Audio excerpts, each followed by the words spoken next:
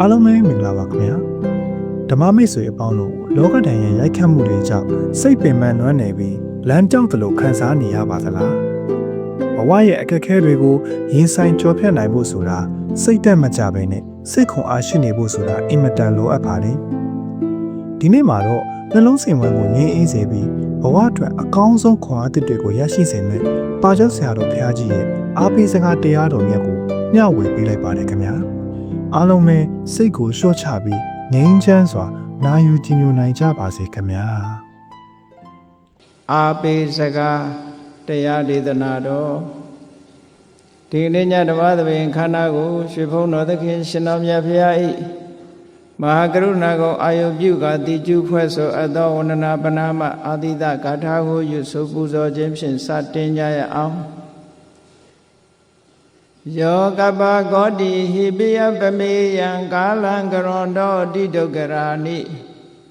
ခေရံကတောလောကဟိတယာနာထောနမောမဟာကရုဏိကတတတ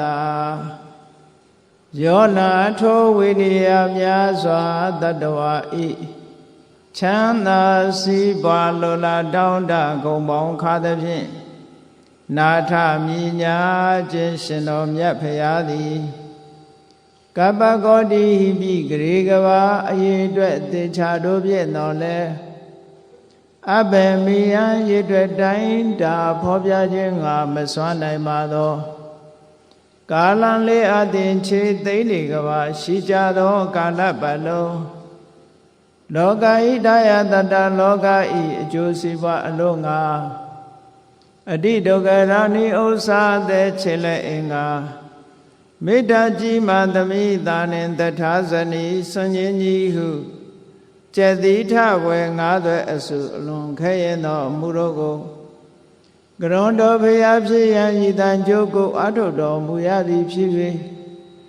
ခေရန်လက်ချင်းမျက်လုံးအသက်ဆုံးလည်းရဲ့နှလုံးစိတ်ဝံကိုရောဤပေမန်းခြင်းသို့ကတောဘဝတဏ္ဍကျိဖန်များစွာရောက်တော်မူကြရရှာလေပြီမဟာကရုဏီကတတတ္တဝါများရင်ဝဲသားကဲ့သို့တနာချစ်ခင်မဟာကရုဏာရှင်ဖြစ်တော်မူသောတသနာတသဝိနည်းများစွာတတ္တဝါဤချမ်းသာစီးပွားလိုလားတောင်းတဂုံပေါင်းခါသဖြင့်နာထမြညာထိုရှင်တော်မြတ်ဖရာအားနမောယုတိပြောင်းပြောမှန်ကိုလျော်၍ကရောယုကျိုးရှိခိုးခြင်းသည်အထုဘဝတုစင်စစ်မသွေဖြစ်ပါစေတည်း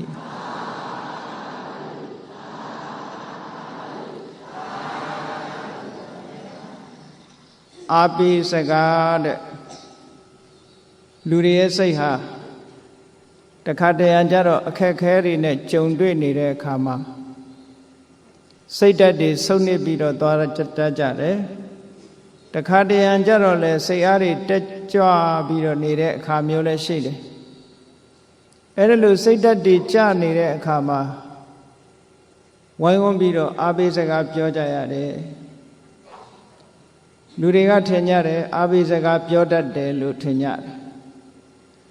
လူတွေစိတ်ဓာတ်အကျဆုံးဟာဘယ်ချိန်လဲလို့တရားချက်ခင်သူတော်စင်ပြိဿတ်တို့သိဖို့လိုတယ်နော်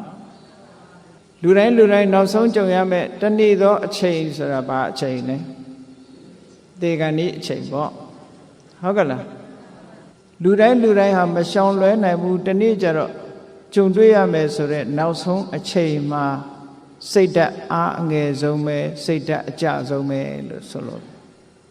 အဲ့ဒီအချိန်မှာဘာလုပ်တင်တယ်လဲကြံတဲ့လူတွေကနော်လှုပ်တင်လှုပ်ထိုက်တာဘာလှုပ်တင်တယ်လဲခုခေတ်ရောဘာတွေလှုပ်နေကြလဲဒါကိုလေးလာသုံးသပ်ပြီးတော့ကြည့်ဖို့ကိုလှုပ်တဲ့အလုပ်တွေကမှန်ကန်မှုရှိရလားခုခေတ်လှုပ်နေကြတဲ့လူတွေကမှန်ကန်မှုရှိရလားအားပေးစကားပြောတာရောဟုတ်ကလားအားပေးစကားပြောတာမျိုးမဟုတ်ဘဲနဲ့ခြောက်တွန်းချတာမျိုးတွေရောဖြစ်မနေဘူးလားလို့စဉ်းစားဆင်ခြင်သင့်တယ်နော်မစဉ်းစားမဆင်ခြင်မဲနဲ့လှုပ်တဲ့လှုပ်ရမှန်သမျှဟာကောင်းကျိုးချမ်းသာကိုမပေးတတ်ဘူးအရာရာဟာပညာနဲ့ဆင်ခြင်ပြီးတော့မှလှုပ်တဲ့လှုပ်ထိုက်တယ်တဲ့မြတ်စွာဘုရားက မဟာနာမလို့ခေါ်တဲ့တာဂဝေမင်းမဟာနာမဆိုတဲ့တာဂဝေမင်းဟာမြတ်စွာဘုရားနဲ့ညီကိုတဝမ်းခွဲတော်တယ်ရှင်အနုရုဒ္ဓမထေရမြတ်နဲ့ညီကိုအရင်တော်တယ်အဲ့ဒီမဟာနာမတာဂဝေမင်းကြီးဟာသုတ္တရဏမင်းကြီးတို့ဗတ္တိယမင်းတို့မရှိတဲ့နောက်မှာကပိလဝမြို့ကိုအုပ်ချုပ်နေတဲ့နောက်ဆုံးမင်းလို့ပြောကောင်းပြောရမယ်ပေါ့နော်အဲ့ဒီမဟာနာမမင်းဟာသာသနာတော်အဆင့်တန်းနဲ့ပြောမယ်ဆိုလို့ရှိရင်သောတာပန်အဆင့်သောတာပန်အဆင့်ကနေတက်ပြီးနောက်သဂရဂံအဆင့်သဂရဂံအဆင့်နဲ့တန်းကုန်သွားဘဝတသက်တာမှာသဂရဂံအဆင့်အနေနဲ့တိုင်းပြည်အုပ်ချုပ်မင်းလုပ်ပြီးနောက်ဆုံးကြတော့ဝိတတုပကကျူးကျော်တိုက်ခိုက်တဲ့တာဂဝေမင်းတွေအပြတ်ချေမုံကြီးစစ်ပွဲမှာမာနမမင်းကြီးကအဖမ်းခံရတယ်အဖမ်းခံရတယ်ဆိုတော့လဲဝိတတုပကသူ့ရဲ့မြီးတော်နေသည့်အတွက်ကြောင့်ကောင်းကောင်းမွန်မွန်ထားတာသို့တော်လဲတိတ်တဆိတ်စားတဲ့ပေထဲမှာဆိုရင်တိတ်တဆိတ်သူ့စပင်ကိုသူစတုံးထုံးပြီးတော့ခြေမကြားမှာညှက်ပြီးတော့ရေထဲမှာငုတ်လျိုးသွားတယ်လေဒီနေရာမှာလဲစဉ်းစားစရာကောင်းတာက तू ကတဂရကံလို့လဲဆိုသေးတယ်ရေထဲမှာနှစ်မြုပ်ပြီးကိုအသေးတတ်တယ်ဆိုတဲ့စူးစိုက်လောက်တာဆိုမဖြစ်နိုင်ဘူးလို့ထင်တယ်အဲ့ဒီဟာကနော်သောတာပန်ပုဂ္ဂိုလ်တောင်ကိုလုံးကြံတတ်ဖြတ်တာမျိုးဆိုတာမလုပ်တော့ဘူးလေအဲ့တော့မဟာနာမမင်းကြီးကသူ့ကိုယ်သူတေချောင်းကြံသွားတယ်ဆိုတာဟုတ်ချင်မှဟုတ်မှာပေါ့ရေကန်ထဲမှာဆင်းချိုရင်သူ့ရဲ့သီလတကူအစွမ်းတကူတွေကြောင့်သူ့ကိုကြည်ညိုကြတဲ့လူသားမဟုတ်တဲ့ရေကန်ဆောင်နတ်တွေနဂါးတွေကနေပြီးတော့စားထဲမှာပါတာဆိုရင်နဂါးတွေကနဂါးပြေမှာခေါ်သွားပြီးတော့အဲ့ဒီမှာ12နှစ်ကြာနေထိုင်တယ်လို့ဒီလိုပြောတယ်နော်အဲ့ဒါလို့ခေါ်သွားတာဖြစ်တော့တယ်ရေကန်ထဲမှာဆင်းရင်ပြီးတော့ရေချိုးရင်းကနေပြီးတော့ရှာလို့မရအောင်ပျောက်ဆုံးသွားတယ်ပေါ့အဲ့ဒီမဟာနာမမင်းကြီးနဲ့ပတ်သက်တဲ့တုတ်တန်နေရဘုန်းကြီးတို့စာပေကျမ်းဂန်မှာတော်တော်များများရှိအဲ့ဒီနေရာမှာမြတ်စွာဘုရားကဘာအဆုံးမပေးထားလဲလို့ဆိုလို့ရှိရင်စဉ်းစားဉာဏ်ရှိတဲ့အမျိုးသားအမျိုးသမီးအမျိုးသားဥပဒကတယောက်ဒီမှာအမျိုးသမီးဥပဒိကမှာလည်းပါတယ်စဉ်းစားဉာဏ်ရှိတဲ့ပုဂ္ဂိုလ်ဟာတဲ့စဉ်းစားဉာဏ်ရှိတဲ့ပုဂ္ဂိုလ်တယောက်ကိုနေမကောင်းထိုင်မသာဖြစ်လို့အသက်အန္တရာယ်ဆိုရင်ရလောက်တဲ့အချိန်ခါမျိုးမှာအာဘိစကားပြောရမယ်ဆုံးမစကားပြောရမယ်လို့ပြောတာနော်အဲ့ဒီအချိန်မှာစိတ်ဓာတ်အကြဆုံးအားငယ်ဆုံးဖြစ်တတ်သည့်အတွက်ကြောင့်ဒီအချိန်မှာအာဘိစကားပြောဖို့ဒါလူတိုင်းဟာဒီနေ့ဟာမကြုံတွေ့ပဲနဲ့နေလို့မရဘူးကြုံတွေ့မှာပဲနော်လူတိုင်းဘယ်ကိုသွားနေတာတုံးဆိုရင်မွေးလာတဲ့အချိန်ကနေစပြီးဘယ်ကိုသွားတာတုံးဆိုအိုခြင်းဘက်ကိုသွားနေတာအိုခြင်းကနေဘယ်ကိုသွားတာတုံးဆိုနာခြင်းကိုသွားနေတာနာခြင်းကဘယ်ကိုသွားတာတုံးဆိုရင်တေခြင်းကိုသွားတာဒါအကြောက်စရာစကားမဟုတ်ဘူးတချို့ကပြောရင်တေစကားပြောရင်မင်္ဂလာမရှိဘူးလို့နမိတ်မရှိဘူးလို့ထင်တယ်မသေးမှကြားအနာပဲနော်လွတ်ရင်တော့လည်းပြောကောင်းတာပေါ့ဘယ်သူမှလွတ်တာမှမဟုတ်ပဲနဲ့ဟုတ်တယ်မဟုတ်လားကိုယ်ပဲသွားနေတာတုံးဆိုတာသိဖို့မလိုဘူးလားအေးမသိတာကတော့အဲ့ဒါပညာမဲ့လွန်အားကြီးတာပေါ့ကိုယ်ပဲသွားနေတယ်ဆိုတာသိရမှာပေါ့လူတွေကပြောကြတယ်ဘဲမှမသွားဘူးအိမ်မှာနေတာသို့တော့အိမ်နေရင်အသက်ကကြီးမသွားဘူးလားကြီးသွားနေတော့ဘယ်သွားနေတယ်လို့ထင်နော်အိုရက်စီသွားနေတယ်အိုရက်စီကနေပြီးတော့နာရက်စီမရောက်ဘူးလားအေးနာရက်စီကနေဘယ်ရောက်သွားတော့နောက်ဆရာတော်ကြီးတို့တရားကမ္မထာနှလုံးသွင်းလိုက်လဲသွင်းခိုင်းတယ်လို့ပဲခံနိုင်ရင်ခံမခံနိုင်ရင်သေဆိုတာဟုတ်ကဲ့လားအိုခြင်းဆင်းရဲနာခြင်းဆင်းရဲကိုခံနိုင်တဲ့အခြေအနေရှိတဲ့ချိန်မှာခံနေပြီးတော့မခံနိုင်တဲ့အချိန်ကျသေသွားတာပေါ့အဲ့သေခြင်းဆင်းရဲနဲ့လူဘဝတစ်ခုကအဆုံးသတ်ကြမြတ်စွာဘုရားလည်းဒီလိုပဲဆုံးသတ်တယ်ရှင်သာရိပုတ္တရာရှမောက္ကလန်တို့လည်းဒီလိုပဲအဆုံးသတ်တယ်သို့တော့အဆုံးသတ်ကလေးကောင်းအောင်လုပ်ပြီးလို့ရပါလူတွေဟာအဆုံးသတ်ကောင်းဖို့အတွက်အသေးကောင်းဖို့အတွက်အနေကောင်းဖို့ဆိုတာလည်းလိုအပ်တယ်လို့ဒီလိုပြောကြတယ်နော်သို့တယ်လူရဲ့စိတ်ဓာတ်ဆိုတာက နောက်ဆုံးအချိန်ရောက်လို့ရှင်အားငယ်တတ်တယ်တဲ့အဲ့ဒါလို့အားငယ်လာလို့ရှင်အားပေးစကားပြောရမယ်ဆုံးမစကားပြောရမယ်အခုတချို့တိုးတက်တဲ့နိုင်ငံကြီးတွေမှာဆေးရုံတွေမှာဘာတွေထားတော့လို့ဆိုလို့ရှင်ဘာသာရေးဆိုင်ရာအားပေးစကားပြောမဲ့ပုဂ္ဂိုလ်တွေကိုခန့်ထားလေရှိတယ်အခုအင်္ဂလန်တို့မှာဆိုရင်အဲ့ဒီယာဒူးခန့်ထားတာရှိဆေးရုံကြီးတွေမှာဗုဒ္ဓဘာသာဝင်တွေအတွက်ဘုန်းကြီးတစ်ပါးခန့်ထားတယ်ခရစ်ယာန်ဘာသာဝင်တွေအတွက်ခရစ်ယာန်တရားဟောဆရာဝန်အစ္စလာမ်ဘာသာဝင်တွေအတွက်အစ္စလာမ်ဟောပြောမဲ့ပုဂ္ဂိုလ်ဒီလိုဆိုင်ရာဘာသာစကားအရာဘာသာတရားအရာအားပေးစကားပြောဖို့ခန့်ထားတာချက်ပလင်လို့ခေါ်ပြီးတော့ခန့်ထားတာလေးရှိဘာဖြစ်လို့တော့ဆိုရင်လူတိုင်းသေကံဤရောက်တဲ့အခါကျတော့စိတ်ဓာတ်တွေကြပြီးတော့မသွားရအောင်တက်တာနဲ့ကိုယ်ဘာသာတရားကိုအာယုံပြုပြီးသိနိုင်အောင်လို့ပေါ့နော်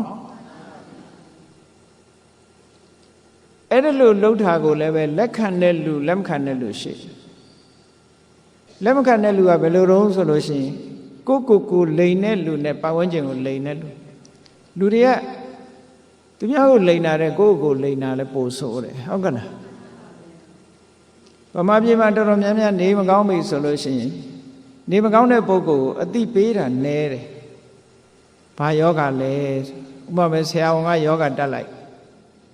အဲ့တက်လိုက်လို့ရှိရင်ဒီယောဂကိုလူနာယောဂတဲ့မသိအောင်လို့ဖုံးထားကြလိန်ထားကြတယ်ပေါ့လိန်နာကောင်းလားမကောင်းလားစေတနာကတော့ तू ကအော်သိရင်စိတ်ဆင်းရဲလိမ့်မယ်ဆိုတဲ့စေတနာပဲနော်လိန်နာဆိုတာဒီပြင်ကိစ္စတွေလည်းလိန်ကြတာပဲလေသားသမီးတွေကအမေမသိစေနဲ့အဖေမသိစေနဲ့များမလာဘူးလားအဲ့ဒါမျိုးတွေအမြဲတမ်းအသက်ကြီးလာပြီဆိုရင်အလိန်ခံနေရပြီလို့သာအောက်မေ့နော်ကိုလယ်လာပြီလို့မအောက်မေ့နဲ့လူငယ်တွေရဲ့အလိန်ကိုအမြဲခံနေရတယ်လို့ပဲအောက်မေ့ပြီတော့ဘာပဲဖြစ်ဖြစ်တဦးတယောက်ကတဦးတယောက်ကိုလိန်နာကိုလိန်တယ်လို့ယူဆကြပြီမယ်ကိုလိန်နာအဖို့ဆိုဟုတ်ကဲ့လားကိုမလိန်မိဖို့အမတန်မှအရေးကြီးတယ်အမှန်တိုင်းသိရမယ်ဒါဒီကိစ္စမျိုးဆိုတာစဉ်းစားထားဆရာဝန်စီသွား medical check up လုပ်ယောဂရှိတယ်လို့ယောဂအမဲတက်လိုက်မှတချို့သိကြောက်တယ်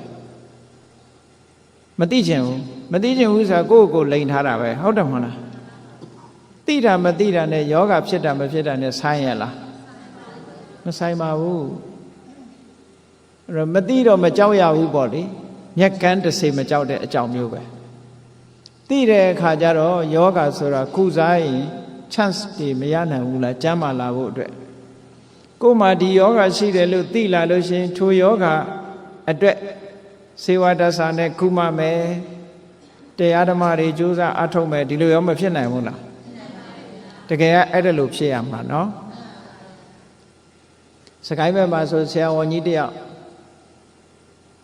ဖြစ်တာကအသက်ကင်ဆာ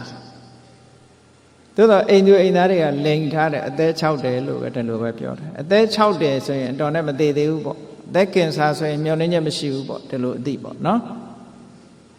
အဲ့ဒါလိုလိန်ထားပြီးတော့နေရင်ကနေပြီးတော့ယောဂအခြေအနေကပို့ဆုံးလာနောက်ဆုံးအချိန်ရောက်လာတဲ့အခါကျတော့မှ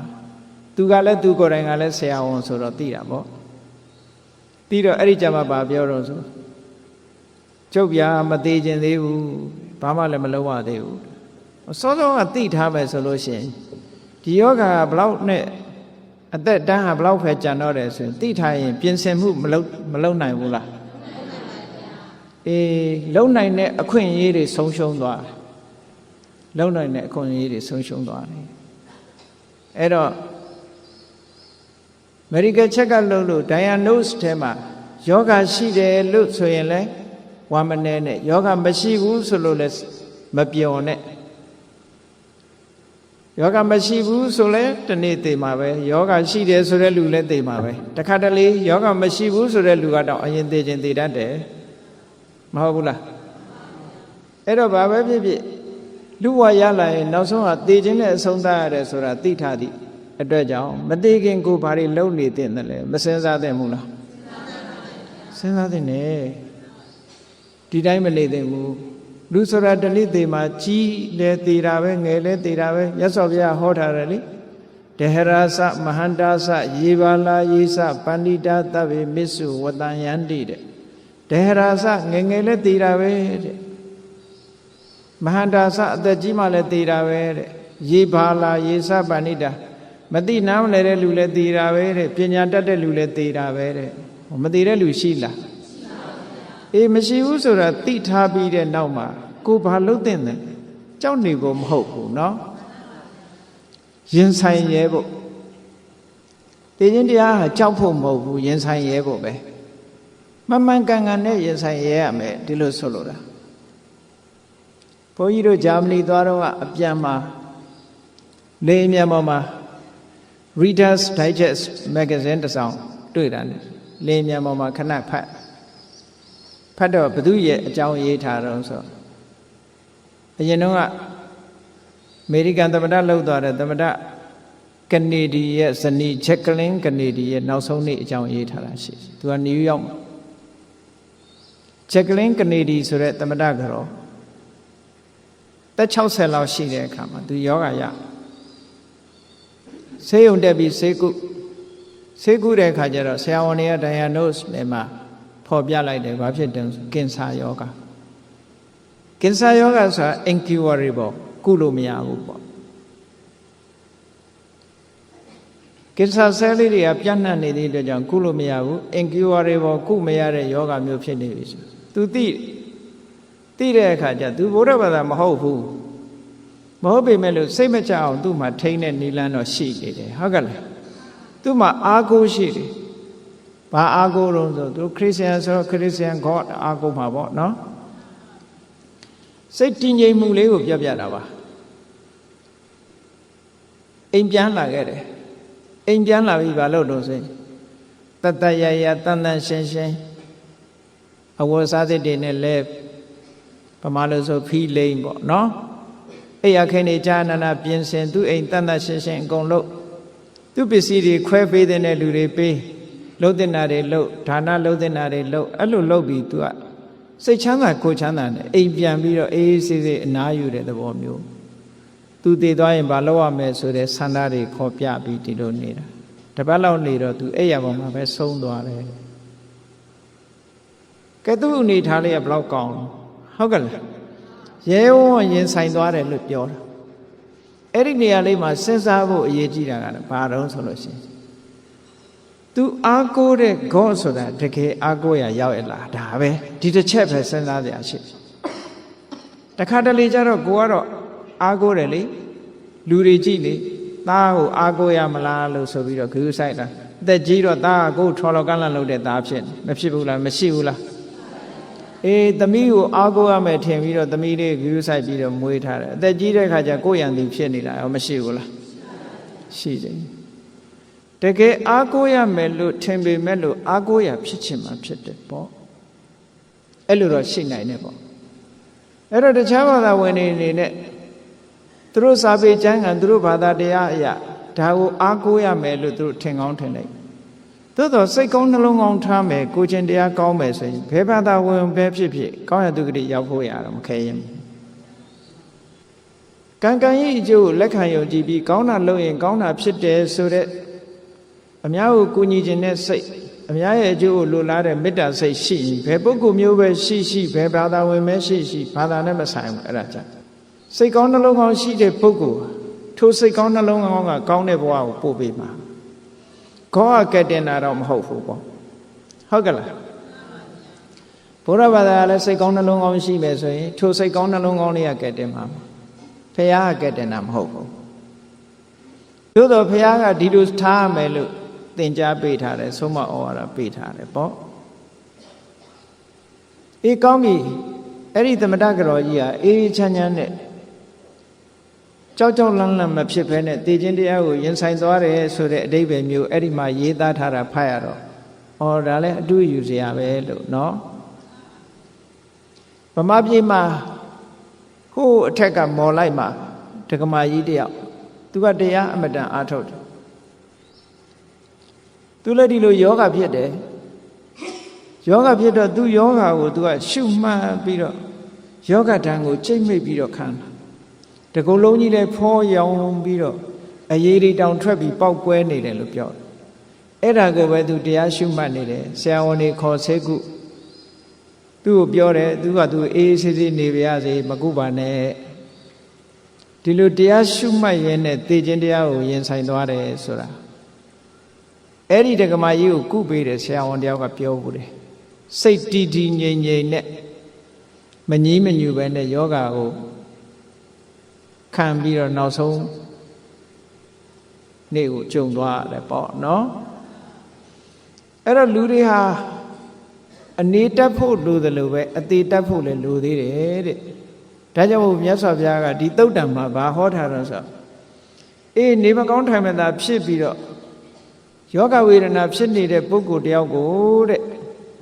ပညာရှိတဲ့ပုဂ္ဂိုလ်တယောက်ကိုပညာရှိတဲ့မိတ်ဆွေတယောက်ကအားပေးစကားပြောတဲ့နဲ့လို့တဲ့တော့ခေါ်ထားတာအကျိုးရှိလို့ပြောတာအားပေးစကားပြောရတချို့ကြတော့ဘုန်းကြီးပင့်ပြီးတော့ပရိရွတ်ထားတော့မှငါ့ကိုသေမှထင်လို့ပရိရွတ်ထားလားလို့ဆိုပြီးတော့လူကမကြိုက်ဘူးဟုတ်ကဲ့လားအဲ့ဒါကိုလိန်နေတာမဟုတ်ဘူးလားအေးအဲ့ဒါလိုလိန်တာမျိုးကသူများလိန်တာမကောင်းတယ်လို့ကိုလိန်ရင်လည်းမကောင်းဘူးနော်အမျိုးစုံလုံးလေးရှိကြတယ်မြတ်စွာဘုရားကအားပေးစကားပြောရမယ်တဲ့ဗမာပြည်မှာတော့တချို့ကအားပေးစကားမပြောဘဲနဲ့ဘာပြောတော့သင်္ကယ်စောနဲ့မျောနေတဲ့လူဗန်စာအုပ်ဘယ်နှထားခဲ့တော့မေးတဲ့လူကမဟုတ်လက်ကောက်တို့စိတ်နှကတ်တို့ဘယ်နှထားတော့တည်တဲ့လူဖြောင်းမှမလားအဲ့လိုမေးဘုန်းကြီးတွေလည်းပြန်တော်မူကန်ဤဆိုရင်အဲ့ဒီကျောင်းကိုဘု து အခက်မှာတော့ကလာသေးတာဟုတ်ကဲ့လားအဲ့ဒါအားပေးစကားဖြစ်ပါမှာမဖြစ်ဘူးတွန်းလွတ်တာနဲ့ဒူးနေတယ်ဟုတ်ကဲ့လားအဲ့ဒါမျိုးမဖြစ်သင့်ဘူးတဲ့တကယ်ကအားပေးစကားပဲပြောရမယ်ဟောမြတ်စွာဘုရားကအားပေးစကားပြောဖို့ဒီသုတ်တံလေးမှာသင်ပေးထားတာကဲဒီသုတ်တံလေးမှာမြတ်စွာဘုရားကအားပေးစကားသင်ပြောရမယ်ဆိုတော့ဘယ်လိုပြောရဒီနေရာမှာတတိထားဖို့ရကအားပေးစကားပြောတဲ့လူကလည်းပညာရှိတဲ့ပုဂ္ဂိုလ်ဖြစ်ရမယ်အားပေးစကားအပြောခံတဲ့ပုဂ္ဂိုလ်ကလည်းပညာရှိတဲ့ပုဂ္ဂိုလ်ဖြစ်ရဆင်ញင်တုံတရားရှိတဲ့ပုဂ္ဂိုလ်ဖြစ်ရလူမိုက်သွားအားပေးစကားပြောလို့မရဘူးလက်ခံညမှာခံနော်သူကတော့ငါမသေးသေးဘူးငါသေးမယ်ထင်လို့လာပြောတာလားဆိုရန်တောင်တွေ့လွတ်လိုက်လေဥမနဲ့ဟုတ်ကဲ့လားအဲ့တော့အားပေးစကားပြောတယ်ဆိုတဲ့ပုဂ္ဂိုလ်ကလည်းပညာရှိရမယ်ဒါကြောင့်မို့မြတ်စွာဘုရားကပညာရှိတဲ့ဥပဒကသည်တဲ့ပညာရှိတဲ့ဥပဒကနေမကောင်းထိုင်မသာဖြစ်နေရင်အားပေးစကားဆုံးမစကားပြောပါလို့ပြောတာအဲ့ဒါလို့အားပေးစကားပြောလိုက်ရင်အကျိုးရှိ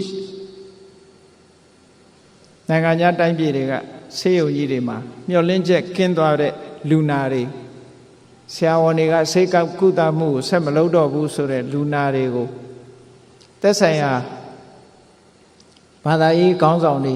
ဘာသာဝင်တွေကနေပြီးတော့အားပေးစကားပြောဖို့ဆိုပြီးတော့ထားရတယ်သူတို့ကောင်းတဲ့အစီအစဉ်တစ်ခုပေါ့နော်အဲ့တော့မြတ်စွာဘုရားကဒီသုတ်တံမှာလည်းပဲအဲ့ဒီအဓိပ္ပာယ်မျိုးဟောထားတာလေဒါဖြင့်အားပေးစကားပြောရမယ်ဆိုရင်ဘယ်လိုအားပေးစကားပြောရမလို့ချက်၄ချက်နဲ့ပြောရမယ်လူဥပဒကတွေချက်၄ချက်နဲ့ပြောရလူအကြောင်းလဲဆိုဘာပြောမလဲဆိုမင်းမှာဖရာအပေါ်မှာနှစ်ကာနဲ့အတိညာနဲ့ဖရာအပေါ်မှာယုံကြည်တဲ့တရားတရားတွေရှိနေတယ်ဘာမှကြောက်စရာမလိုဟုတ်ကလားစိတ်အေးလက်အေးနေနိုင်တယ်ပေါ့ဘယ်ဘဝခရီးပဲဖြစ်ဖြစ်တူတူပဲဘဝဒီဘဝသေးသွားလဲနောက်ဘဝတစ်ခုရောက်မှာဟိုဘဝလည်းဒီလိုသေးလာတာပဲလေအခုအသက်30ရှိတဲ့လူကဟိုဘဝသေးလာတာအနှစ်30ရှိပြီပေါ့မွေးနေ့ဟာသေနေ့ပဲဟိုဘက်ကလာခဲ့တာနဲ့ဟုတ်ကဲ့လားသေတဲ့နှစ်ကိုပြန်တွက်တာနဲ့တူတူပဲဟိုဘဝသေပြီးမှဒီဘဝကိုဖြစ်တာ哦နော်အေးဒါကြောင့်မို့လို့ပထမအားပေးစကားပြောရမှာပါတော့ဗုဒ္ဓေအဝိစ္စပတာဒေနသမနာကတောအဝိစ္စပတာဒဆိုတာမြတ်စွာဘုရားကိုဂုဏ်တွေကိုသိပြီးတော့နှစ်ကာယုံကြည်တဲ့တရားရှိရမယ် အဲ့ဒီတရားတရားမင်းမရှိနေဘာမှကြောက်စရာမလိုဘူးမကောင်းတဲ့ဘဝဘယ်တော့မှမရောက်ဘူးဟောဒီဟာကကယ်သွားလိုက်မယ်အားပေးစရာဒါလေးကိုအားကိုးဟုတ်ကဲ့လားဗုဒ္ဓဝိသပတ္တာရဘုရားကိုနှစ်ကာယုံကြည်တယ်ဆိုတာဘယ်လိုဟာတော့ဆိုနော်လူတွေကဘုရားကိုကိုးကွယ်တာအမျိုးမျိုးမရှိဘူးလားတချို့ဘုရားကိုးကွယ်တာဘယ်လိုရည်ရွယ်ချက်နဲ့ကိုးကွယ်တာတော့ဆိုလက်ကောင်းအောင်လို့ကိုးကွယ်တာအဲ့ဒါနှစ်ကာယုံကြည်တာမဟုတ်ဘူးဒီဘုရားကိုးကွယ်လို့ရှိရင်ထီပေါက်မယ်ချဲပေါက်မယ်စီးပွားတက်တယ်ဆိုတဲ့အနေနဲ့ကိုးကွယ်တာမရှိဘူးလားအဲ့ဒါမျိုးတွေဒါကြောင့်မလို့အမဲနေကြိုက်နံကြိုက်တွေပါလေဘေးရင်ဆရာစီမေးပြီးတော့ဘယ်နေသားဆိုရင်ဘာအသားကိုးကွယ်ရမယ်ဆိုပြီးတော့အဲ့ဒါမျိုးထူးမှားပြီးတော့ကိုးကွယ်ကြတယ်စင်စည်းမြင်းရံတယ်ဆိုပြီးစင်စည်းမြင်းရံရုပ်ပွားကိုးကွယ်တာတော့အဲ့ဒါတော့အသိဉာဏ်နဲ့ကိုးကွယ်တာလို့ဆိုနိုင်မှာမလားသို့တော့အဲ့ဒါမျိုးကိုးကွယ်တဲ့လူတွေရောမရှိဘူးလားအဲ့ဒါအဝိသပတ္တာရမဟုတ်ဘူးတဲ့ဘာဖြစ်လို့တော့တစ်ခုတစ်စုံတစ်ခုလိုချင်နေလို့ဒီဘဝရဲ့အကျိုးရှိရာအကျိုးရှိကြောင်းယုံကြည်ချက်အသိဉာဏ်မဲ့တဲ့ပညာမဲ့တရားလို့ခေါ်တယ်ပေါ့နော်ပညာမဲ့တဲ့တရားနဲ့ကိုးကွယ်တာမျိုးတွေကြတော့ခုနကအကျိုးမရှိဘူးလို့ပြောတာမဟုတ်ဘူးနော်ဘုန်းကြီးပြောတာထိုက်တဲ့လောက်အကျိုးလေးတော့ရှိမယ်ဒါပေမဲ့လို့အစွမ်းထက်တဲ့အကျိုးမျိုးတော့မဖြစ်နိုင်ဘူးတရားပညာမဲ့တရားနဲ့ကိုးကွယ်တာမျိုးဖြစ်တယ်ပညာရှိတဲ့တရားနဲ့ကိုးကွယ်ရမယ်ဆိုတာဘယ်လိုဟာတော့မြတ်စွာဘုရားရဲ့ဂုဏ်တွေအေးအရဟံဆိုရင်နှလုံးသွင်းလိုက်တို့မှာလောဘတွေရှိတယ်ဒေါသတွေရှိတယ်မောဟတွေရှိတယ်မြတ်စွာဘုရားရဲ့စိတ်ထဲမှာဟောဒီလောဘဒေါသမောဟတို့ဆိုတာလုံးဝမရှိဘူးဘုရားစိတ်ဟာဖြူစင်လိုက်တာဟောအရဟံဂုဏ်တော်ကိုအာရုံပြုတဲ့အခါကျတယ်နော်ကိလေသာအသောတွေကလုံးဝကင်းနေလို့မြတ်စွာဘုရားစိတ်ဆိုးတယ်ဆိုတာမရှိဘူးလောဘဖြစ်တယ်ဆိုတာမရှိဘူးမသိဘူးဆိုတာလည်းမရှိဘူးလောဘဒေါသမောဟကင်းတဲ့ဘုရားပဲလို့ဟောအရဟံဂုဏ်တော်ကိုဒါကြောင့်မို့လို့ဒီလိုလောဘဒေါသမောဟတွေကင်းနေသည့်အတွက်ကြောင့်တလောကလုံးမှာရှိတဲ့ပုဂ္ဂိုလ်တွေကဥညွတ်ပြီးတော့ရှ िख ိုးလိုက်တဲ့ဘုရားပါလားရှ िख ိုးရင်ဘုရားဆိုတာလက်ုံလေးတစ်ခါခြိလိုက်တာနဲ့ခြိလိုက်ရုံလေးနဲ့နတ်ပြည်ကိုရောက်သွားနိုင်တယ်ဒီကုသိုလ်လေးကစွမ်းဆောင်မှုဘလောက်ကောင်းတယ်ဆိုတာစဉ်းစားကြည့်မရဂုဏလီသူတို့သားလေးကဘုရားဘာသာဝင်မဟုတ်ဘူးအဖေကလည်းနှမျောလိုက်တာယောဂဖြစ်တဲ့တောင်ဆေးကုမပေးဘူးဆေးမိတို့တွေနဲ့ကုတာနောက်ဆုံးကုမရတဲ့အချိန်တေဂဏီအချိန်ရောက်တော့အိမ်ပြင်ထုတ်ထားတယ်လေဘုရားကဆောင်းကန်ကြွလာတဲ့အခါထတောင်ရှင်းမခိုးနိုင်တော့ဘူးစိတ်ထဲကကြည်နူးပြီးတော့ဩဒီလိုဘုရားမျိုးငါမလှူလိုက်ရဘူးမတန်းလိုက်ရဘူးရှင်းမခိုးလိုက်ရဘူးခုရှ िख ိုးစိတ်ထဲကနေကြည်နူးပြီးတော့နေတယ်အဲ့ဒီအချိန်လေးမှာတည်သွားတာနဲ့နတ်ပြည်မှာနတ်သားသွားဖြစ်တယ်ဒီကုသိုလ်လေးကကဲ့လိုက်တာသူ့ကိုကြည့်ဘလောက်စွမ်းဆောင်ချက်ကောင်းတယ်လဲဆိုတာစဉ်းစားကြည့်စိတ်ထဲမှာတင်ဖြစ်တာနော်လက်ဥတောင်မချီနိုင်ဘူးတဲ့စိတ်ထဲကနေဘုရားကိုအာယုံပြုပြီးစိတ်ထဲကကြည်နူးလိုက်ရုံလေးနဲ့တင်ပဲကြည့်နတ်ပြည်ရောက်လူမပြောနဲ့ကဲကရာရေကန်ကြီးနားမှာရှိတဲ့ရေကန်ထဲကဖားလေးတစ်ကောင်မြတ်စွာဘုရားတရားဟောတာတစ်ပင်အောင်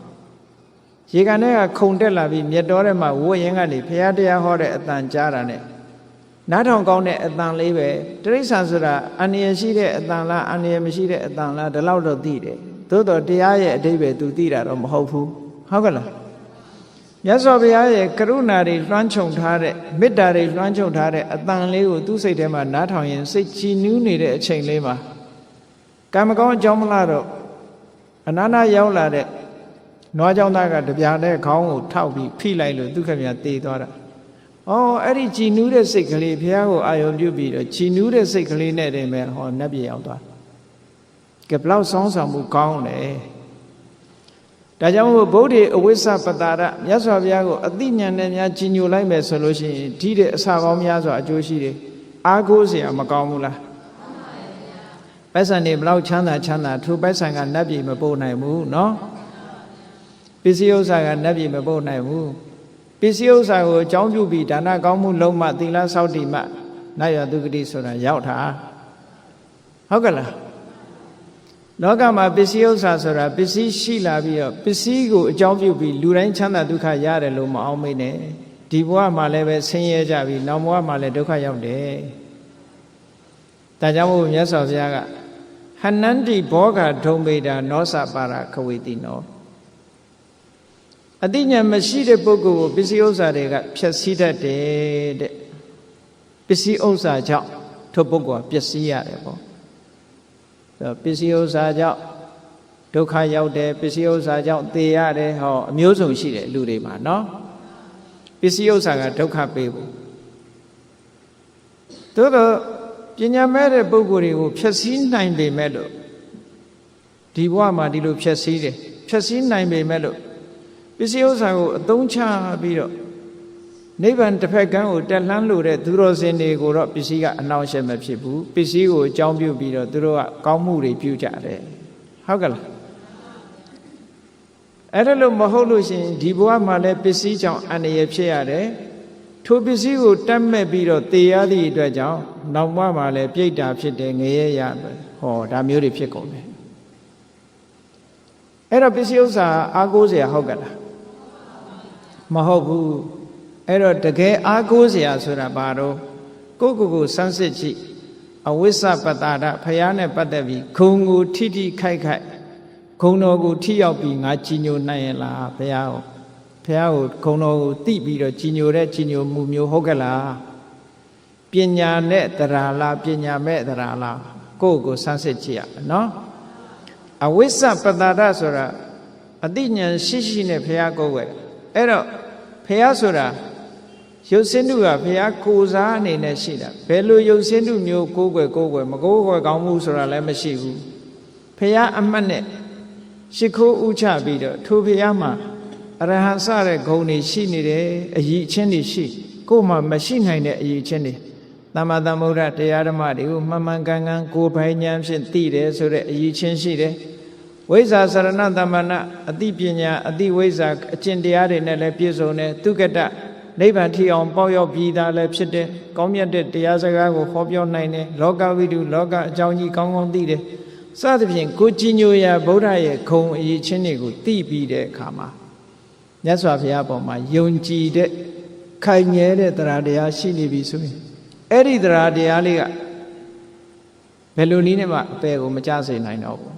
ဒီတရားတရားလေးချောင်းကောင်းရသူဂတိရောက်မယ်ဆိုခုနကလိုတေဂဏီမှာစိတ်အားငယ်နေရဘယ်သွားလို့သွားရမှမသိတဲ့စိတ်အားငယ်နေတဲ့ပုဂ္ဂိုလ်ဖို့လမ်းမဖြောက်မေဘူးလားဆိုပါစို့လူတယောက်ခရီးသွားတယ်ခရီးသွားတဲ့အခါမှာကိုသွားမဲ့ခရီးကိုလည်းသိတယ်ကိုရောက်တဲ့အခါမှာလည်းပဲဘယ်မှာနေရမယ်ဆိုတာကိုသိတယ်ဆိုရင်အဲ့ဒီလူဟာခရီးသွားတဲ့အခါပျော်ပါးမရှိဘူးလားအဲ့ဒီလိုမဟုတ်ဘဲနဲ့မသိတဲ့နေရာမှာဆွေမရှိမျိုးမရှိကိုမသိတဲ့နေရာကိုသွားရမယ်ဆိုရင်ဘယ်လိုများနေရပါမလဲဆိုပြီးတော့စိတ်ထဲမှာအားငယ်မှုတွေမဖြစ်ဘူးလားအေးအဲ့ဒါမျိုးလိုပဲတန်တရားဘဝခရီးတစ်ခုကိုသွားတော့မယ်ဆိုလို့ရှိရင်တေဂဏီမှာအားငယ်တာတော့အမျိုးမျိုးပေါ့လက်ရှိကိုခင်မင်တဲ့ပုဂ္ဂိုလ်တွေကိုစွန့်ခွာသွားရမှာတခုကိုမြတ်နိုးတဲ့ပစ္စည်းဥစ္စာတွေကိုစွန့်ထားကြရမှာလဲဒါအားငယ်စရာတခုပေါ့နော်အဲ့တော့ကိုခင်မင်တဲ့ပုဂ္ဂိုလ်တွေတို့ကိုမြတ်နိုးတဲ့ပစ္စည်းတွေတို့ဆိုတော့ကိုယ့်အတွက်အားကိုးရဟုတ်ကလားမဟုတ်ဘူးကိုယ့်ရဲ့ယင်တဲ့နှလုံးထဲမှာဖြစ်တဲ့ဖရာအပေါ်မှာနှစ်ကကြီးညိုတဲ့တရားတရားပညာနဲ့ကြီးညိုတဲ့တရားတရားတွေဒါနဲ့ကိုယ့်အတွက်အားကိုးရအစစ်ဖြစ်တယ်အားကိုးလိုက်ပါတဲ့အဲ့ဒါအားကိုးထားပြီးဘာမှမပူနဲ့မင်းမဟောဖရာကိုကြီးညိုတဲ့တရားစိတ်တွေပညာနဲ့သိတဲ့တရားစိတ်တွေရှိနေတယ်အဲ့ဒါကြောင့်မို့လို့စိတ်အေးလက်အေးနေဘာမှမပူနဲ့တေးသွားဒီတဲ့ကောင်းတဲ့ဘဝရောက်မယ်ဒီလိုအားမပေးတတ်ဘူးလားဟောတကယ်အားကိုးတဲ့အတိုင်းရောမဖြစ်ဘူးလားလို့ဆိုဖြစ်တယ်တကယ်အားကိုးတဲ့အတိုင်းဖြစ်တယ်ဟုတ်ကဲ့အဲ့တော့ဒီဘဝဒီခန္ဓာကိုယ်ကြီးကအသက်အရွယ်ကြီးလာလို့ကောင်းတော့တာမှမဟုတ်တာလောကလူတွေကြည့်တယ်အသက်ကြီးလာလို့ရှိရင်မကောင်းတဲ့စရင်တွေကများလာတယ်သိတယ်ကိုယ့်အကိုတွက်ကြည့်ပြောကြတယ်လေအဖိုးကြီးဖွားကြီးတွေမျက်စိကမကောင်းဘူးတဲ့မျက်စိမှုံနေနားလည်းမကောင်းဘူးတဲ့ဟောမကောင်းတာမျက်စိတစ်ခုတည်းတည်းမဟုတ်မျက်စိလည်းမကောင်းဘူးတဲ့နားလည်းမကောင်းဘူးတဲ့ဒူးလည်းမကောင်းဘူးတဲ့ဟောမကောင်းတာတွေများမလားဘူးလား ဒီတဲ့ပိုရောက်များလာလို့ရှင်ဘာဖြစ်လို့နှလုံးကမကောင်းဘူးတဲ့ကြောက်ကမကောင်းဘူးနဲ့အသေးကမကောင်းဘူးနဲ့ဆိုမကောင်းတာတွေကောင်းတာတစ်ခုမှကိုမရှိတော့ဘူးဟုတ်ကဲ့လားအကောင်းတွေကုံသွားလို့ရှင်ဘာဖြစ်လဲသေရတော့တာပေါ့ပြီးတော့မတဲ့တဲ့ဆင်းရဲတွေလည်းများလာအသက်ကြီးလာလို့ရှင်ဟုတ်ကဲ့လားအစဆုံးဝက်သားမတဲ့ဘူးတဲ့ဘာဖြစ်လို့သွေးတို့ရှိလို့တရားမတဲ့ဘူးတဲ့ဘာဖြစ်လို့စီးချိုယောဂရှိဟောမတဲ့တာတွေရောများမလားဟုတ်လားနောက်ကြတော့ဘယ်သူနဲ့မှမတဲ့တော့ဘူးဆိုရင်ကိုယ့်ဘက်ကိုအဲ့ဒါတုတ်တန်ရောက်တော့လားပဲအဲ့တော့တေချာစဉ်းစားကြည့်မကောင်းတာတွေကလည်းများလာတယ်မတဲ့တာတွေကလည်းများလာတယ်ဒါတန်ဝေကဖြစ်เสียမကောင်းဘူးလားငယ်ငယ်တုန်းကတော့မတဲ့တာဆိုမရှိဘူးကုံစားနော်မကောင်းတာဆိုလည်းအကုန်မရှိဘူးကုံကောင်းအဲ့တော့ဒီလိုဖြစ်လာတဲ့အခြေအနေမျိုးကိုယ်တိုင်သိရမှာပေါ့အဲ့တော့ကျန်တာတွေကမကောင်းဘူးကျန်တာတွေနဲ့မတဲ့ဘူးဆိုရင်ကိုတဲ့ဖို့အတွက်ကဘာတော့ဆိုလို့ရှိရင်တရားဓမ္မနဲ့တော့တဲ့အောင်နေရမယ်ဟုတ်ကဲ့လားမျက်စိမကောင်းခြင်းနေခါမကောင်းခြင်းနေနားမကောင်းခြင်းစေကြောက်ကမကောင်းစေခြင်းနေနှလုံးမကောင်းခြင်းနေအသေးမကောင်းခြင်းနေဘာကောင်းအောင်စိတ်ကလေးကောင်းနေဖို့လိုတယ်ဟုတ်ကဲ့လားအဲ့ဒီစိတ်ကလေးကောင်းနေအောင်ဖရာပေါ်မှာနှစ်ကာယုံကြည်တဲ့တရားတရားလေးကောင်းနေဖို့လိုတယ်တဲ့အဲ့ဒါလေးကောင်းနေလို့ရှိရင်ကျန်တာတွေကပြစ်ထားခဲ့ရမှာပဲကောင်းလည်းပြစ်ရတာပဲမကောင်းလည်းပြစ်ရတာပဲငယ်ငယ်ရွယ်နဲ့တည်တော့လေကောင်းတော့ပြစ်ထားခဲ့တာပဲမဟုတ်လားခန္ဓာကိုယ်ကြီးဆိုတာငယ်ငယ်နဲ့တည်သွားတဲ့လူတွေကောင်းတော့ပြစ်ထားခဲ့တာအသက်ကြီးမှတည်တဲ့လူကမကောင်းလို့ပြစ်ခဲ့တယ်ဆိုရင်ငယ်ငယ်နဲ့တည်ရင်ကောင်းတာတော့ကောင်းတော့ပြစ်ထားခဲ့ရတာပဲဟုတ်ကဲ့လားအဲ့တော့ကိုတတိထားမှာအကောင်းဆုံးဖြစ်နေအောင်လုပ်ဖို့ရမှာတော့ဆိုလို့ရှိရင်ကိုယ့်ရဲ့စိတ်ချပဲရသော်ဘုရားဂုဏ်ကြီးရဲ့ထုံမှန်းပြီးတော့နေထားတဲ့စိတ်ဟာတဲ့ဘယ်တော့မှအောက်ကိုမရောက်စေဘူးမဟာနာမင်းကြီးကိုမြတ်စွာဘုရားဟောထားတဲ့သုတ်တန်တစ်ခုရှိတယ်မဟာနာမပူနဲ့တဲ့သီလနဲ့ထုံမှန်းထားတဲ့စိတ်သမာဓိစွမ်းအားတွေနဲ့ထုံမွမ်းထားတဲ့စိတ်ပညာစွမ်းအားတွေနဲ့ထုံမွမ်းထားတဲ့စိတ်ဟာဘယ်တော့မှအောက်ကိုမကျစေဘူးဥပမာမဲ့ထောပတ်အိုးကြီးကိုရေထဲမှာခွဲလိုက်မယ်ဆိုလို့ရှိရင်အိုးခွဲတွေကအောက်ကျပါတယ်ထောပတ်တွေကတော့အပေါ်တက်လာဟုတ်ကဲ့လားစီအိုးကြီးကိုခွဲလိုက်လို့ရှိရင်လည်းအိုးခွဲတွေကအောက်ရောက်သွားပြီးတော့စီကတော့ရေပေါ်တက်လာမှာပဲအဲ့ဒီတိုင်းပဲဖះချီညိုတဲ့စိတ်ကလေးကအပေါ်တက်လာမှာဘာမှပူစရာမရှိဘူးဒါကြောင့်မို့လို့အားပေးတာလူပြေကမကောင်းတဲ့ခန္ဓာကိုယ်ကြီးကိုစွန့်ပြီးတော့နတ်ပြေကိုသွားဆိုတာအားပေးတာဘယ်လို့အားပေးတော့ဆိုရင်မြေအိုးကိုခွဲပြီးတော့ရွှေအိုးကြီးကိုရယူတယ်လို့ပဲတဲ့မရှိဘူးလားဟုတ်ကဲ့လား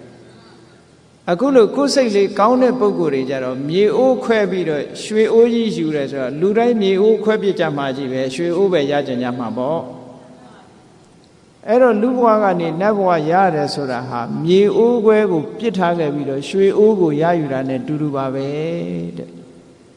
ဟောဒါကြောင့်မို့လို့အဲ့ဒီမိမိနဲ့ယဉ်နေတဲ့မိတ်ဆွေသင်္ဃာတွေဆွေမျိုးသားချင်းတွေကိုဒီလိုအားပေးစကားပြောပါတဲ့ဒါတစ်ချက်နော်နောက်တစ်ခုက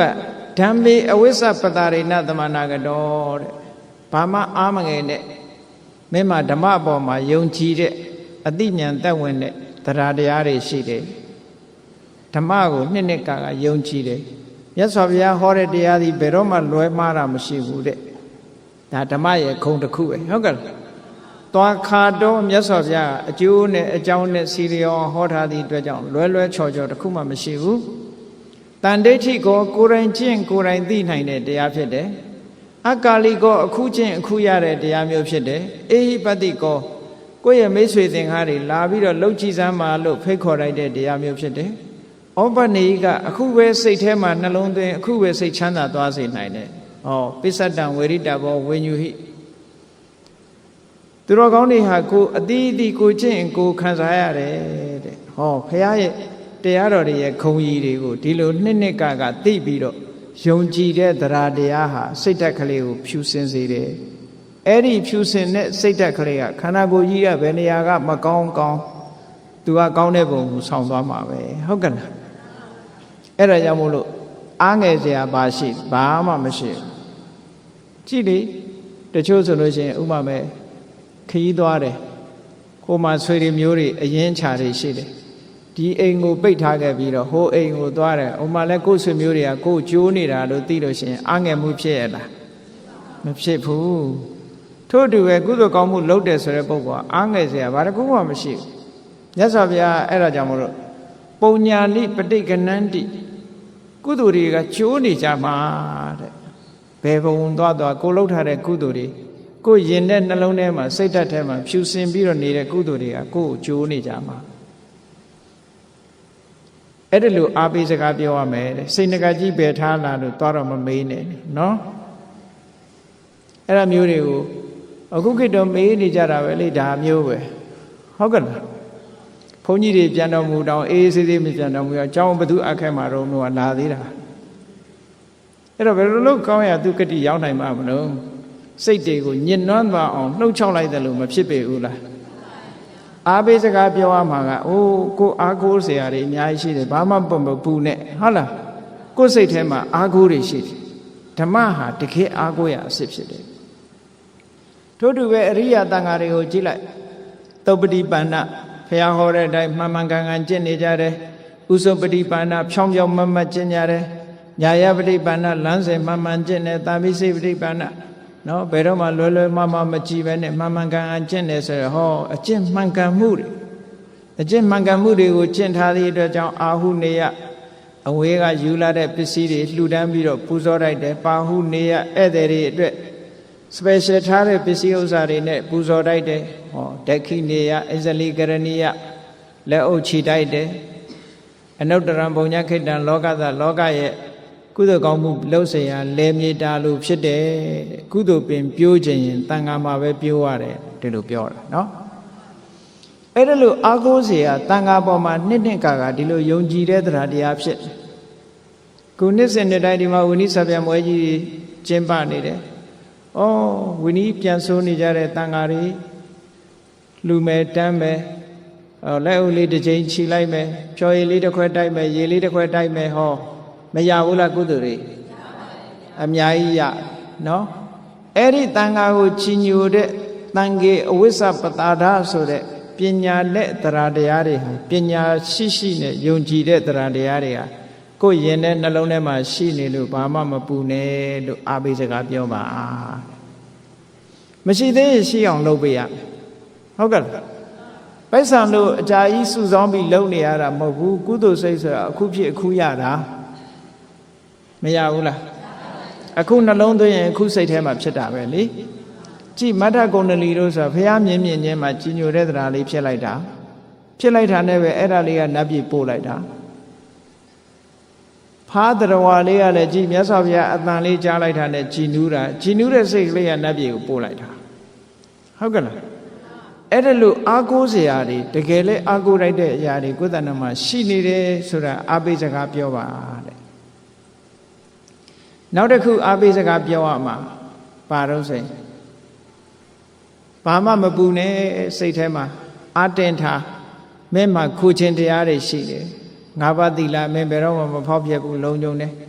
ဟိုတုန်းကမလုံခြုံတော့အခုစောက်တည်လိုက်လုံခြုံသွားပြီဟုတ်ကဲ့လား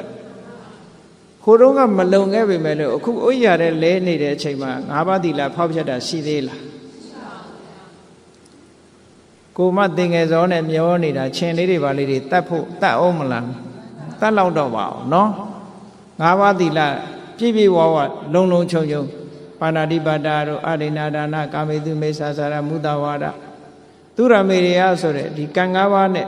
လုံခြုံပြီးတော့သီလဖြူစင်းနေတယ်ခုဆောက်တည်ခုဖြူစင်တာကြည့်လေမကောင်းတာတွေကဘယ်လိုပဲလှုပ်ခဲ့ကောင်းတာတွေလှုပ်တဲ့အချိန်ကစပြီးတော့နှလုံးသွင်းလိုက်မယ်ဆိုရင်စိတ်ဟာကြည်နူးွယ်ဖြစ်တယ်ကိုသီလလေးကိုအာယုံပြုတစ်ချိန်တစ်ခါတော့ကိုကငါးပါးသီလချိုးဖောက်ခဲ့ပဲမဲ့လို့ဒီအချိန်မှာမချိုးဖောက်ဘူးလို့နှလုံးသွင်းလိုက်မယ်ဆိုရင်နှလုံးသွင်းလိုက်တာနဲ့ချက်ချင်းကုသိုလ်အဖြစ်လာတာရှင်အင်္ဂုလိမာလာကြီးကိုမြတ်စွာဘုရားကအင်္ဂုလိမာလာပရိတ်ကိုဟောတဲ့အခါမှာကြည်ပေါ့ ယတောဟံပဂိနိအရိယာယဇာတိယဇာတောနာဘိဇာနာမိသင်္စိစ္ဆပါဏံဇိဝိတဝရောပေတာကြည့်အရိယာအမြတ်အရိယာဇတ်ဖြစ်တဲ့ယဟန်ဘဝရလာတဲ့အချိန်ကနေစပြီးသေစေလူရဲစိတ်နဲ့ဘယ်တတ္တဝါမှမတတ်ပါဘူးလို့ပြောတယ်ဟိုတုန်းကတတ်လိုက်တာတကယ်လူသားသမားကြီးပဲလေဟုတ်တယ်မဟုတ်လားအဲ့ဒါတွေကိုပြန်မတွေးနဲ့ယဟန်ဖြစ်တဲ့နေ့ကစပြီးဘယ်သူမှမတတ်တော့ဟုတ်တယ်မဟုတ်လားအဲ့ဒါမျိုးလို့ပဲသီလအခုဆောက်တည်ရင်အခုဆောက်တည်တဲ့အချိန်ကစပြီးငါ၅ပါးသီလလုံးတယ်လို့စိတ်ထဲမှာထားအားတင်းအဲ့လိုအားပေးစကားပြောရမယ်အရိယာတွေစောင့်ထိန်နဲ့မြတ်မြတ်နုံနုံစောင့်ထိန်နဲ့ဒီ၅ပါးသီလပြည့်ပြည့်စုံစုံအဲ့ဒါလိုကျင့်ကြံကြိုးကိုအထောက်ပါအဲ့ဒါတွေရှိနေသည့်အတွက်ကြောင့်ဘာမှမပူနဲ့အားတင်းထားဟောစိတ်ကလေးကြည်နူးမသွားဘူးလားနေမကောင်းတဲ့လူတယောက်ဟာသူ့မှာအာကိုးစရာတွေဖရာပေါ်မှာကြည်ညိုတဲ့တရားတရားရှိတယ်တရားပေါ်မှာကြည်ညိုတဲ့တရားတရားရှိတယ်တန်ခါပေါ်မှာကြည်ညိုတဲ့တရားတရားတွေရှိတယ်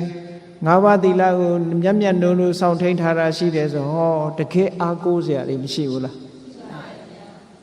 အဲ့ဒါလို့အာကိုးစရာတွေရှိပြီးလို့ရှိရင်သူ့ကိုဆက်ပြီးတော့ပြောရမယ့်စကားလေးတွေကြံသေးတယ်ဒါကအားပေးစကားပြောတာဟုတ်ကဲ့လားဆက်ပြီးစကားဘာပြောရမှာတော့ဆိုလို့ရှိရင်တဲ့သူ့ကိုပြောလူတွေဆိုတာအတွေ့အတာလေးတွေရှိတတ်တယ်ဥပမာမဲ့မိဘတွေဆိုရင်သားသမီးပေါ်မှာတွေ့တာတယ်နော်အိမ်တော်ဦးစီးတွေဆိုလို့ရှိရင်သားမယားတွေပေါ်မှာတွေ့တာအဲ့ဒါကြရင်ပြောတဲ့မိဘတွေပေါ်မှာတွေ့တာတဲ့စိတ်ရှိသလားမရှိဘူးလားမေးရှိနေသေးလို့ရှိရင်အဲ့တွေ့တာတဲ့စိတ်ကိုမထားပါနဲ့တတ္တဝါဆိုတာကိုယ်ကံနဲ့ကိုယ်လာတာတွေ့တာပြီးတော့မနေပါနဲ့တွေ့တာနေလဲသေမှာပဲမတွေ့တာပဲနေလဲသေမှာပဲသေမှာတူတူတော့တွဲမနေပါနဲ့လို့ပြောရမယ်တဲ့ဟုတ်ကဲ့လားဒါပေမဲ့ခုခေတ်အဲ့လိုပြောရင်ရံများလုံနေမလားမသိဘူးနော်မိဘပေါ်မှာတွေ့တာတဲ့စိတ်ရှိလဲသေမှာပဲတွေ့တာတဲ့စိတ်မရှိလဲသေမှာပဲ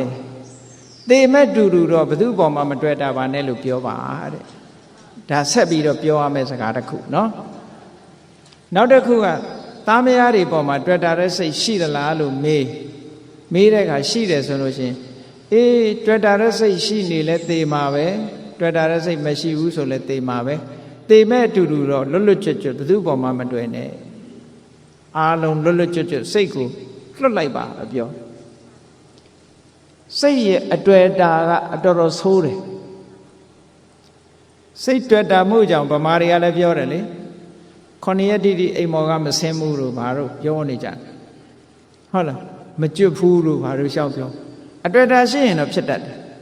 လူတိုင်းမဆင်းတာတော့မဟုတ်ပါဘူးမကောင်းမှုအကုသိုလ်တွေသိမ့်များတဲ့လူကြတခါတည်းဆင်းသွားတာပေါ့ဟိုတခါကြီးတယောက်ပြောတာလို့ပဲသူကအမြဲတမ်းမုတ်ဆိုးလုပ်ငန်းနဲ့အသက်မွေးတာလေသူကဘာပြောတော့ဆိုရင် तू သေလို့ရှိရင်တဲ့တွင်းတူးပြီးတော့မမြုပ်နဲ့တဲ့မြေကြီးပေါ်ဒီတိုင်းမှောက်ချထားလိုက် तू က तू ရဲဝင်သွားပါမယ်လို့ပြောတယ်ဆိုလိုတာက तू ကအကုသိုလ်တွေလုပ်နေတာ तू သေရင်တော့အောက်ပဲသွားမှာပဲလို့ပြောတဲ့သဘောပဲဟုတ်ကဲ့မိုက်တဲ့လူကလည်းအဲ့ဒါလောက်ထိအောင်မိုက်သွားတာနော်ပြင်ဖို့မစင်စားဘူးမြေကြီးတဲ့ရဲဝင်သွားမယ်တဲ့အဲ့တော့တွေ့တာမှုတွေကိုတစ်ခုပြီးတစ်ခုဖြည့်ရှင်းပြီးတော့သွားရမယ်မိဘပေါ်တွေ့တာသလားမိဘပေါ်တွေ့တာကိုဖြုတ်ရမယ်သားမယားပေါ်တွေ့တာရင်လည်းတွေ့တာမှုမရှိအောင်ဖြုတ်ရမယ်ပစ္စည်းဥစ္စာတွေပေါ်တွေ့တာလားတွေ့တာမှုတွေကိုဖြုတ်ရမယ်တစ်ခုချင်းဖြုတ်သွားတွေ့တာမှုဆိုတာအလွန်ဆန်းတဲ့ဆိုးတယ်နော်တိဋ္ဌဆိုတဲ့ယန္တပါအကြောင်းအားလုံးကြားဖို့နေကြတာပဲသူညီမကနေပြီးတော့သင်္ကန်းကိုကောင်းအောင်မရက်လုပ်ပြီးတော့ချော်ချော်လေးရက်ပြီးတော့ပေးလိုက်တဲ့သင်္ကန်းလေးမနေ့ကျတော့ဝတ်မယ်ဆိုပြီးတော့အားတင်းထားမဝတ်ရသေးလို့ညကျတော့အစာမကြေတဲ့ယောဂနဲ့ပြန်တော်မူဒီသင်္ကန်းလေးပေါ်မှာဆွဲပြီးတော့တန်းဖြစ်နေတယ်တဲ့ကြည်တွေ့တာမှုကဘလောက်ဆိုးတယ်ဆိုတာသီလရှိတဲ့ယဟန်တော်အဲ့ဒီယဟန်ကတရားဓမ္မတွေကျင့်ကြံကြိုးကိုအားထုတ်နေတဲ့ယဟန်သို့တော့အတွေ့အတာသွားပြီးတော့တွေ့တာမိသည့်အတွက်ကြောင့်တန်းသွားဖြစ်တယ်အဲ့ဒီလိုတန်းသွားဖြစ်တော့သေသွားပြီဆိုရင် ဘုန်းကြီးတစ်ပါးပြန်တော်မူလို့ရှိရင်အဲ့ဒီဘုန်းကြီးပိုင်တဲ့ပစ္စည်းဒီမတ္တတဏ္ဍကလို့ခေါ်တယ်သေတဲ့ပုဂ္ဂိုလ်ရဲ့ပစ္စည်းဒီတန်ခိကဖြစ်တယ်တန်ဃာတွေအားလုံးပိုင်ဆိုင်တယ်အဲ့တော့တန်ဃာတွေကဒိဋ္ဌယဟန်တော်ပြန်တော်မူသွားပြီပေါ့သူသင်္ကန်းလေးကြံရစ်တယ်အဲ့ဒီသင်္ကန်းကိုဝေပန္တိကပြုတ်မယ်ဆိုတော့အဲ့တန်းကစိတ်ဆိုးလိုက်တာတဲ့ငါသင်္ကန်းဘာလို့ယူရမှာတော့ငါသင်္ကန်းဘာလို့ယူရမှာတော့ကြည့်တွေ့တာကိုအကြောင်းပြုပြီးဒေါသပါဖြစ်တယ်အဲ့ဒါကိုမြတ်စွာဘုရားကကြားလို့အဲ့ဒီသင်္ကန်းကိုမဝေပညာနဲ့အောင်ထားလိုက်အောင်9ရက်ဆိုတော့သူသင်္ကန်းလေးပေါ်မှာသူအေးဆေးဆေးနေတက်တန်းစိတ်တော့9ရက်ပဲသူကအသက်ရှည်တာကို9ရက်ပြည့်တဲ့အခါကျသေပြီးတော့အေးဆေးဆေးအတွေ့အတာလွတ်တဲ့တာဝရိန္ဒနတ်ပြည်သူရောက်သွားတယ်တဲ့ကြည့်သူ့ရဲ့သီလစွမ်းအားကြောင့်တာဝရိန္ဒနတ်ပြည်ရောက်သွားတွေ့တာကသီလရဲ့အရင်လက်ဦးသွားပြီးတော့တန်းဘဝရောက်သွားတာကြောက်เสียအလွန်ကောင်းတယ်ဒါကြောင့်မို့အတွေ့အတာမထားပါနဲ့လို့ပြောပြရမယ်မတွေ့စေနဲ့တော့တွေ့ရင်အိမ်မောကမဆင်းဘူးဆိုတာဟုတ်တယ်ပစ္စည်းလည်းမတွေ့စေနဲ့ဘာမှမတွေ့စေရဘူးကိုလည်းမတွေ့အောင်တတိထားရမယ်နော်တွေ့တာမှုဆိုတဲ့ဒီနိကန္တိဟာအလွန်ဆိုးတယ်သောတာပန်ပုဂ္ဂိုလ်ဖြစ်အောင်တော့ဟုတ်အထက်မရောက်နိုင်ဘူးအတွေ့ရှိလို့ရှိရင်တွေ့တယ်ဆိုတာဆွဲထားတာပဲလေဆွဲထားရင်ဒီနေရာပဲပြန်လာမှာပေါ့ကြည့်ဗေမိတာရမင်းကြီးဆိုတာလူတွေကြားဖို့နေတာအားလုံးဗေမိတာရမင်းကြီးဟာဖះနဲ့တွေ့ချင်းပထမဆုံးအချိန်ဖះကြွလာတဲ့အချိန်တွေ့ချင်းတရားဓမ္မနာတော့သောတာပန်ဖြစ်သွားတယ်ဝေလူဝဥယျာဉ်ကြီးနဲ့ကျောင်းတော်ကြီးကိုဆောက်လို့လှူဒန်းထားသူဖြစ်တယ်ရာသက်ပန်လည်းမြတ်စွာဘုရားကိုကိုးကွယ်စိတ်ကပ်သွားတဲ့ပုဂ္ဂိုလ်ကံကောင်းအကြောင်းမလားလို့နောက်ဆုံးမှာထောင်သွင်းအကျဉ်းချခံပြီးထောင်ထဲမှာလှုပ်ကြံတပ်ဖြတ်ခံလိုက်ရတယ်လှုပ်ကြံတပ်ဖြတ်မှုအကြောင်းတော့သောတာပန်ဖြစ်နေသည့်အတွက်ကြောင့်သူကတောကတွေဒုက္ခတွေမဖြစ်ပါဘူးအဲ့ဒီအတွေ့အတာလေးကသူကအထက်နတ်ပြည်တွေဖြစ်နိုင်ရဲ့သားနဲ့ဘာသွားဖြစ်တုံးဆိုစတုမာရိနတ်ပြည်ကဝိသောနတ်မင်းကြီးရဲ့အချမ်းအယံနတ်ဘလူးကြီးထဲမှာသွားဖြစ်တယ်ကြည်အောက်တန်းကြဟုတ်ကဲ့စတုမာရိနတ်ဘုံဆိုတာနတ်ပြည်6ထပ်မှာအောက်ကျဆုံးနတ်ဘုံလေအဲ့ဒီနတ်ဘုံတော်မှာနတ်မင်းကြီးထဲမှာမဖြစ်ဘဲနဲ့လူတို့ကလူမင်းဖြစ်ပါလေရဲ့တဲ့နတ်ထဲမှာကျတော့နတ်မင်းမဖြစ်ဘဲနဲ့နတ်မင်းရဲ့အစေပါသွားဖြစ်တယ်ကြည့်ဇနဝတ္တပလို့ခေါ်တယ်သူနာမည်ကအာလာဝကတို့နဲ့တရန်းနဲ့ပေါ့အာလာဝကတို့ပုံနကတို့နဲ့တရန်းနဲ့နတ်ဘီလူစစ်ဘိုလ်ကြီးသွားဖြစ်တယ်ဘာဖြစ်လို့အဲ့လိုဖြစ်တာတုံးဆိုအဲ့ဒီဘဝကိုသူကတွဲတာအရင်တုန်းကလည်းအဲ့ဒီဘဝမှာဖြစ်ခဲ့တယ်9ကြိမ်ဖြစ်ခဲ့ဘူးတဲ့အဲ့ဒီဖြစ်ခဲ့ဘူးတဲ့နေရာကိုစိတ်ကပြန်ညွတ်တာတေကနေကြတော့တွဲတာလားတွဲတာလိုက်သည့်အတွက်ကြောင့်အထက်နတ်ပြည်တွေမှာမဖြစ်ဘဲနဲ့အောက်နတ်ပြည်မှာပဲပြန်ဖြစ်တယ်တဲ့အဲ့တော့လူဆိုတာပြန်ပြီးတော့မွေးရတယ်နော်တတိထားဒါတော့ဟုတ်မှာပဲဥက္ကံနေတဲ့လူကလည်းဥက္ကံမဲ့တွဲမဲ့ထင်တယ်ကြည့်ရတာဟုတ်ကဲ့လားဒီတွဲရင်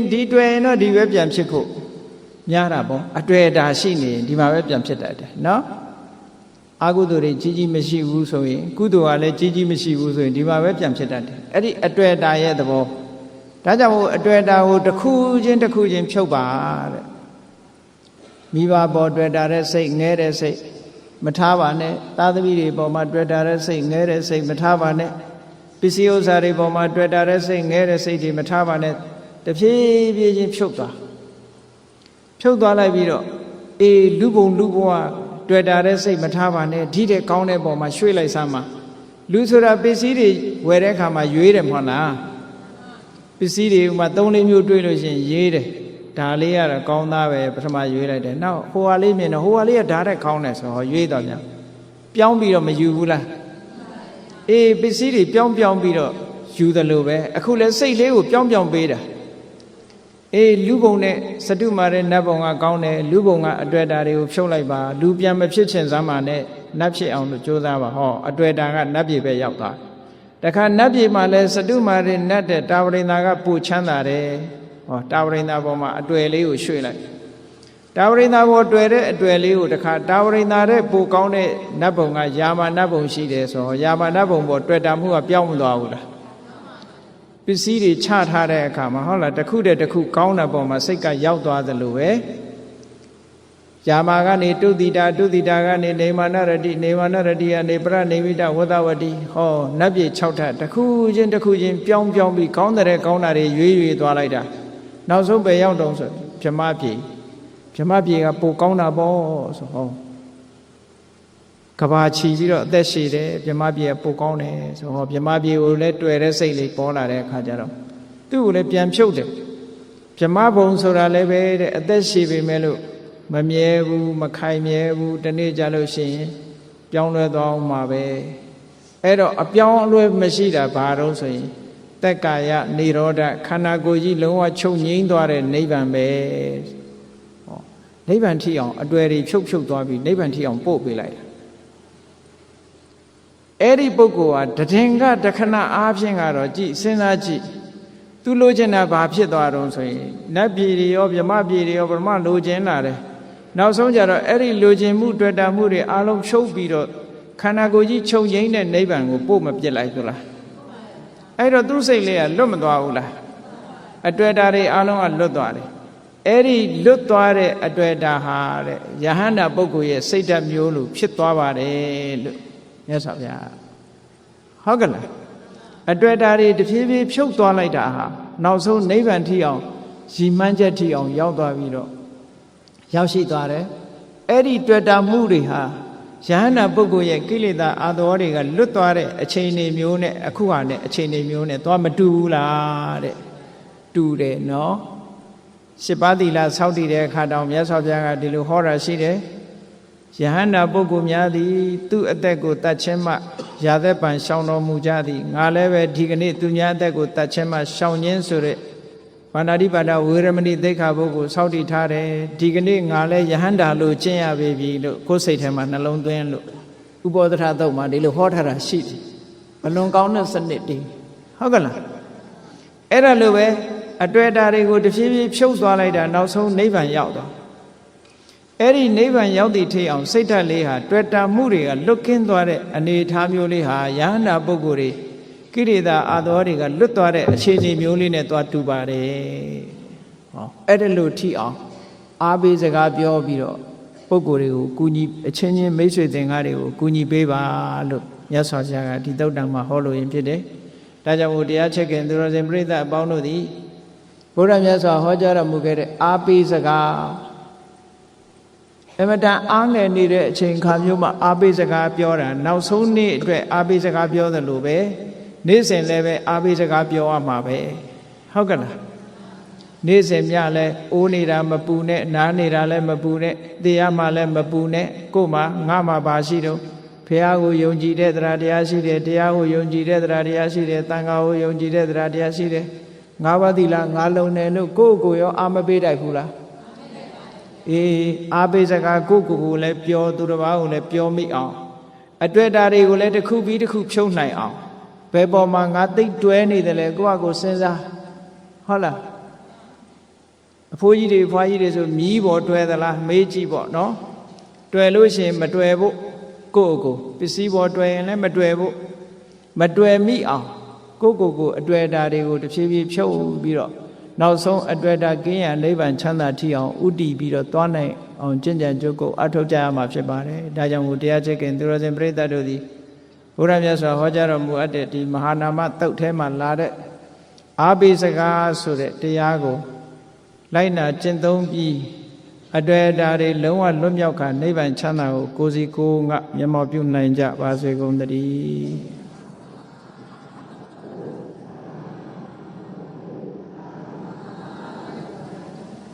ကဲမေတ္တာဖို့